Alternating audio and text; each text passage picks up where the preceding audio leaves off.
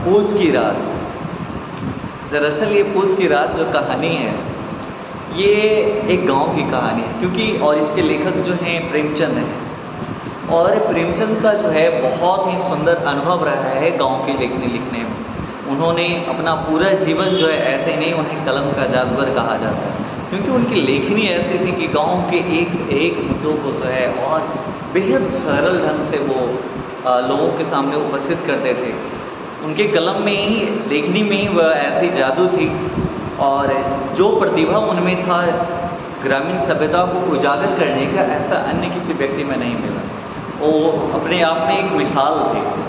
तो उन्होंने जो है जो उसकी रात शीर्षक लिखा है वो काबिल तारीफ योग्य यह चैप्टर है। और इसमें जो है गांव के एक वैसे व्यक्ति का जो है स्थिति का वर्णन किया गया है जिसके पास कंबल खरीदने के लिए पैसा नहीं हो। सोचिए कि सर्दी का मौसम आता है, पूस जो है हिंदी माह के अनुसार जो है काफ़ी ठंड वाली जो है रात होती है। और ऐसे समय में जो है एक गांव का रहने वाला ग्रामीण हल्कू के विषय में वर्णन किया गया है। और हल्कू जो है गांव का ही रहने वाला होता है, जिसमें और हल्कू की एक पत्नी है जिसका शादीशुदा आदमी है और उसकी एक पत्नी है, पत्नी का नाम मुन्नी है। बेचारी सुबह सुबह झाड़ू लगा रही होती है और झाड़ू लगाते लगाते जो है वो कहती है कि सहना आया है। सॉरी, मतलब जिस समय झाड़ू लगा रही होती है उसी दौरान जो है उधर से हल्कू आता है और अपनी पत्नी को कहता है कि देखो सहना आया है, सो जो पैसे जमा रखे हैं वो दे दो। देने के लिए सहना को 3 रुपये बेचारी के पास होता है जमा।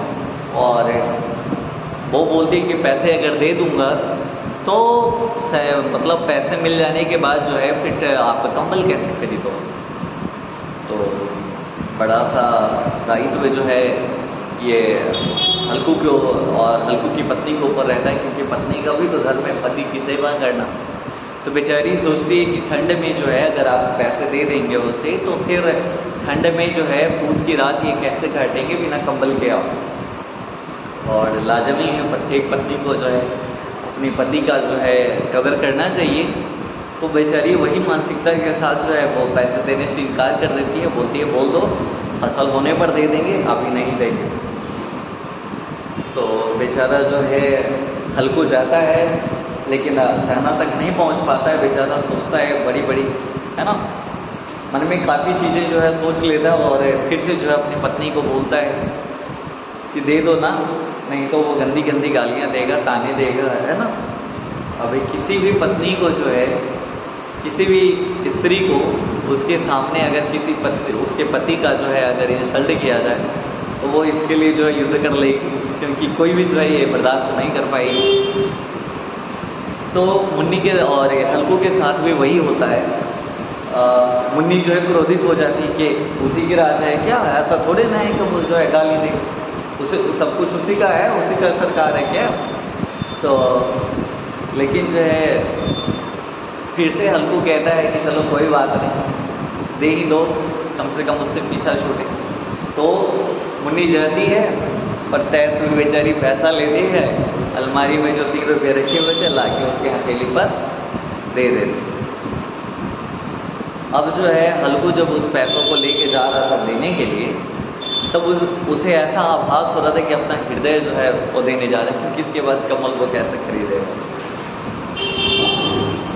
तो बेचारा जो है जिस किसी तरह से वो अपना 3 रुपया लेकर जो है जाता है सहना के पास जो उसे पैसे मांगने आया था, और ले जाकर जो है सहना को वो दे देता है। सहना बेचारा जो है चुपचाप वहाँ से चला जाता है। अब इसके बाद जो है रात होती है, रात का समय आता है। बेचारा अपना फटा पुराना वही चादर जो था लेकर और खाना पीना खा के बेचारा निकल जाता है अपने खेतों की रखवाली के लिए, जहाँ उसके खेतों में फसल लगे हुए थे। उसके आगे आगे जो है उसका पालतू जो है जिसका नाम था जबरा, वो उसके आगे आगे दौड़ने लगता है। बेचारा मना करता है कि क्या सोच कर आ रहे हो, है ना, मत रुको, चले जाओ घर। लेकिन वो सुनता नहीं, उसकी बात पूछ डुलाता रहता है और साथ साथ चला जाता है। अब देखिए उसके बाद जो है जब खेत पहुंचता है रात का समय होता है, ठंड काफ़ी होती है। बेचारा फटा पुराना कंबल ओढ़े हल्कू जो है खेत में पहुंचता है।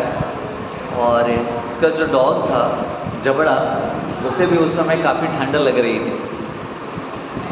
हल्कू ने उसको बोला कि क्या सोच के आया कि हाँ हलवा पूरी मिलने वाला है ना। मैंने मना किया था नहीं आने के लिए। खैर कोई बात नहीं, आज बार एडजस्ट कर लो, कल से तुम्हारे लिए जो है पुआल की व्यवस्था कर देगी। वो बेचारा जो है अपने मालिक का जो है प्रेम को समझता था, तो पूछ डुला के जो है ऐसा कर मतलब स्वीकार की भावना जो है उसके सामने प्रस्तुत करता है। और इसके बाद क्या होता है कि रात्रि का जो है पहर क्या होता है, पहर से संबंधित बता देता हूँ। और एक पहर में 3 घंटे होते हैं और रात और दिन मिलाकर टोटल 8 पहर होते हैं। 4 पहर का रात होता है, 4 पहर का दिन होता है, 4 मिलाकर 8 पहर। ये पहर क्या होते हैं, प्रत्येक 3 घंटे का होता है, एक पहर 3 घंटे का। तो सबसे पहले पहर की शुरुआत जो है सुबह में 6 बजे होती है। 6 से 9 पहला पहर, 9 से 12 दूसरा पहर। और यही कारण है कि उसको दोपहर कहा जाता है, क्योंकि दोपहर उस समय बीत जाता है। तीसरा पहर 3 बजे और 6 बजे चौथा पहर के बाद दिन का समय समाप्त हो जाता है। फिर जो है आपका रात्रि का समय शुरू होता है, तो 6 से 9 के बीच जो है 5वां पहर हो गया, 9 से 12 छठा पहर और 12 से 3 7वां पहर और 3 से 6 8वां पहर। तो ये टोटल जो है 8 पहर में 24 घंटे होते हैं। और तो यही जो है रात की पहली पहर बीत गई थी। और जिस किसी तरह बेचारा जो है अपना कंबल ओढ़ के वो प्रयास करता है कि अपना जो है रात्रि गुजारे। और ठंड जो है काफ़ी बढ़ रहा था, बेचारा उसका जबड़ा वो भी जो है ठंड से कांप रहा था। रात्रि बीत रही थी। इस दौरान जो है उसके मन में एक आइडिया आया कि क्या किया जाए, इस ठंड से बचने का कुछ तो उपाय होना चाहिए। तो सोचते हुए जो है उसने क्या सोचा कि मतलब ऐसा करते हैं कि ऊख के पत्तों को जलाते हैं, है ना। जब ठंड से ना ही रहा गया तो उसने सोचा कि ऊख के पत्तों को जलाते हैं। रात्रि में जो है ओस की बूंदें गिर रही थी, उसने ऊख के पत्तों को जमा किया। सोच रहा था कि कहीं कोई लोग डर ना जाए, क्योंकि क्या होता है कि रात्रि में जो है खड़खड़ाने की आवाज़ से लोग भूत ना कहीं समझ लें। बेचारा जो है ढेर सारे पत्तों का ढेर लगा देता है। और उसके बाद उसको जब उसमें आग लगाता है तो उसकी ज्वाला काफ़ी ऊपर तक जाती है। ऐसा लगता है उसे कि ठंड पर उसने विजय पा लिया। और उसके बाद जो है थोड़ी देर के लिए तो सारी ठंड दूर चली जाती है। बेचारा जो है आग के तपन से जो है पूरा ठंडों को दूर भगाने का काम वहाँ पे करता है। और उसके बाद जो है क्या होता है कि मतलब जब आग की लपटें धीरे धीरे कम होने लगती हैं, तब वो जबड़ा को कहता है कि चलो यहाँ पर एक खेल खेला जाए। आग की लपटों को पार होकर, है ना, पार होना रहेगा, जंप करके उछल के इस पार से उस पार, हल्को उछल के इधर उधर चल जाता है, जिसमें आग की लपटें जो है बेचारे के पैर में लग जाती हैं। और जबड़ा बेचारा काफ़ी समझदार होता है, बगल से घूम के आ जाता है। तो इस प्रकार से जो है हल्कू बोलता है कि नहीं ये सही नहीं है, है ना, सही मार्ग का अनुसरण करो। तो फिर वो इस तरफ से उस तरफ जाता है, लेकिन जबड़ा बेचारा समझदार है ना, वो साइड से जो है होके आ जाता है, जिसमें इन लपटों में जो है उस हल्कू का थोड़ा सा पैर में जो है आग की लपटें लग जाती हैं, थोड़ा जल भी जाता है। वो जबड़ा को कह रहा है कि बताना नहीं, मुन्नी को जान जाएगी तो बहुत है ना डांट पड़ेगी। तो इस प्रकार से जो है बेचारा अपना रात्रि जो है वो काटने का प्रयास कर रहा है। अब क्या होता है कि रात्रि में जो है पहर बीतते चले जाते हैं और इस दौरान जो है पहर बाई पहर बीतते, अब जो है बेचारा और आगे आधी रात आता है तो वो देखता है कि अभी सप्तर्षि जो है वो बच्ची हो रहे जो है नहीं आए हैं, यानी कि अभी रात जो है पहर भर से अधिक बाकी है। इस बीच जो है क्या है ना कि पहले के लोग जो है तारों को सप्तर्षि जो रात में देखते हैं उसको देखकर जो है रात्रि का पता लगा लेते थे। और ग्रामीण लोग भी जो होते थे तो उनको आप अगर पहले देखे होंगे या अभी भी जाइएगा गांव में जो किसान लोग काम कर रहे हैं वो घड़ी ना पहना हो कोई बात नहीं, अगर उनसे आप समय पूछेंगे तो वो एक समय जो आपको बताएंगे ऊपर आसमान पे जो है वो सूर्य को देखेंगे और देखने के बाद बोलेंगे बेटा इतना टाइम हुआ होगा है ना। और उसके बाद आप अपनी घड़ी में मिलाइएगा तो देखिएगा थोड़े से फासले होंगे, ज़्यादा नहीं, इन्हें मिलता जुलता लगभग समय रहता है। तो प्रकृति से काफ़ी जुड़े हुए लोग होते थे जिसके कारण जो है नेचर को काफ़ी समझते थे। और आज की तरह जो है आर्टिफिशियल इंटेलिजेंस वाले ज़माने में जो है कमरे के अंदर वो लोग नहीं रहते थे। तो क्या हुआ कि मतलब जो है बेचारा रात्रि में उसको ठंड की जैसे ही मतलब जो है आग की लपटें कम हुई, आग बुझ गई, राख हो गया बिल्कुल, क्योंकि पत्ते वाली आग जो है ज़्यादा देर ठहरी नहीं। और उसके बाद जो है हवाओं का झोंका ऐसा आता था कि एकदम अंदर तक दहला देता था उसको। उसने सोचा कि क्या किया जाए, बेचारा रात जहाँ था वहीं पर अपना फटा पुराना कंबल ओढ़कर वो सोने का प्रयास कर रहा था और प्रयास कर रहा था कि किसी तरह बेचारे को नींद लग जाए। लेकिन क्या होता है कि ठंड जो है और बढ़ रही थी और इस बीच जो है वहाँ पर जबड़ा जाता है और जबड़ा जैसे ही जाता तो उसके शरीर से काफ़ी दुर्गंध आ रही थी। लेकिन निकट जाने से जो है उसके शरीर के स्पर्श होने के कारण जो है उसको थोड़ा गर्मी का आभास हो रहा था हल्का, तो वो जो है जबड़ा को गले से लगा लेता है और उसके शरीर से बहुत बदबू आ रही थी लेकिन वो सारी चीज़ों को त्याग कर अपने दोस्त की भांति उसे गले से लगा लेता है। उसके शरीर से आ रही गर्मी जो है उसे थोड़ा सा जो है राहत प्रदान कर रही थी। एक यहाँ पर जो है प्रेमचंद जी के द्वारा एक प्रसंग मतलब जो है किया गया है कि मतलब ये जो मित्रता थी इसमें मतलब जो है एक अलग ही भाव जो है यहाँ पर उत्पन्न होता है। और जबड़ा जो है बेचारा अपने मालिक की आंखों में देखता है और ऐसा महसूस करता है कि इतना प्यार जो है अपने मालिक से उसे आज पहली बार मिला है। बेचारा बहुत मनी मन खुश हो जाता है। अब देखिए तो इसके बाद जो है खुश होता है और फिर उसके बाद उसके खेत में जो है नीलगायों का झुंड आ जाता है। तो वहाँ से वो सहसा उठता है और चला जाता है बेचारा जो है नीलगाय को खेत से भगाने के लिए झुंड लोग। बहुत भौंकता है और हल्को बेचारा किसी तरह अपने सीने से भींच कर जो है बेचारा रात्रि गुजारने का प्रयास करता है। इस बीच क्या होता है कि वो बार बार जो है दौड़ के चक्कर लगाता है, लगता है बहुत सारे नीलगायों का झुंड जो है खेतों में आ गया है। तो वो दौड़ के जाता है और फिर वापस जो है अपने हल्कू के पास आता है सूचना देने की मतलब जो है नीलगायों का झुंड खेत तक पहुंच गया है। लेकिन वो बेचारा किसी तरह जो है रात्रि में सोने का प्रयास कर रहा है और अपने फटे चादर को ओढ़ के किसी प्रकार वो प्रयास कर रहा है कि उसे नींद आ जाए। और इस बीच जो है वो बार बार जो है जबड़ा चक्कर लगाने में लगा हुआ है और ये बेचारा सोने का प्रयास कर रहा है। किसी तरह बेचारे को नींद आ गई और रात भर बेचारा जो है वो जबड़ा भौंकता रहा। खेतों को पूरे नीलगायों के झुंड ने तहस नहस कर दी।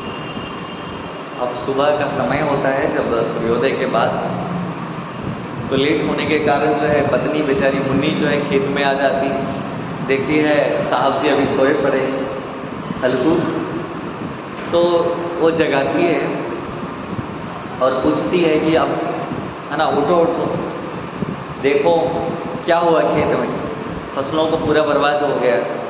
तो बेचारा उठता है जाता है देखने के लिए ना कि फसल जो है ना किधर है, क्या हुआ पड़ा। तो जाके देखता है तो पूरा फसल जो है बर्बाद हुआ पड़ा। जबड़ा को देखता है तो बेचारा मरे जैसा जो है पड़ा हुआ था, रात भर ठंड में बेचारा बहुत था, तो उसकी हालत जो है काफ़ी ख़राब हो गई थी। तो मुन्नी जो है जब देखती है कि पूरा फसल बर्बाद हो गया तब जो है बहुत दुखी होती, क्योंकि बहुत मेहनत से जो है फसल लगाए गए थे। कहते हैं कि एक किसान जो है अपने लहलहाते फसल को देखकर जितना वो खुश होता है तो समझिए कि उसको करोड़ों की दौलत वही होती है। उसमें जो उसकी खुशी मिलती है उसको शब्दों में बयान नहीं किया जा सकता। तो मुन्नी बेचारी काफ़ी दुखी हो जाती है क्योंकि फसलें पूरी तरह नष्ट हो जाती हैं। और हल्कू जो है बेचारा है ना, क्योंकि वो बोलती है कि अब कल से यहाँ आने की ज़रूरत नहीं है, फसल समाप्त हो गया, अब मेहनत मजदूरी करके कमाएंगे और जो कर्ज की रकम है उसको भर लेंगे। और इस प्रकार जो है मुन्नी उस समय काफ़ी दुखी रहती है, लेकिन हल्कू अंदर ही अंदर खुश रहता है। बेचारा मन ही मन सोचता है कि चलो कोई बात नहीं, अब कल से जो है फसलों की रखवाली करने के लिए हमें यहाँ आना नहीं पड़ेगा। तो यही थी जो है पहला लेशन 11th क्लास का, पूस की रात जो समाप्त हुआ। और कहते हैं कि मतलब जो है ये ग्रामीण सभ्यता की जो है जो गरीबी है उसको उजागर करता है। आज जो है आप गांव में जाइए, देखिए किसानों का जो कर्ज है वो कभी समाप्त नहीं होता।